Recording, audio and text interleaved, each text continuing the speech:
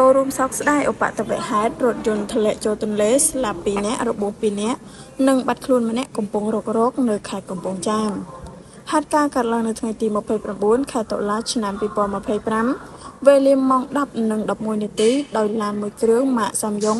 បានបើកធ្លាក់ចូលទឹកទន្លេមេគង្គនៅភូមិជ័យឃុំមានជ័យស្រុកស្រីសន្ធរ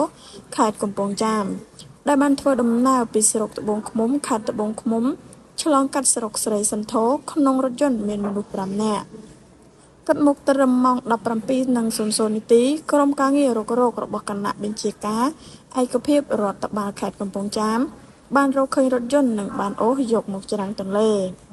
ហេតុការណ៍ខាងលើបណ្ដាលឲ្យមានមនុស្សរងរបួស2នាក់ស្លាប់2នាក់និងបាត់ខ្លួនម្នាក់កំពុងរករក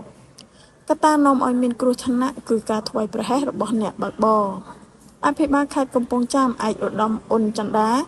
បានចូលរួមសោកស្ដាយចំពោះក្រុមគ្រួសារនៃសពរងគ្រោះក្នុងឧបទ្ទវហេតុរថយន្តធ្លាក់ចូលទន្លេ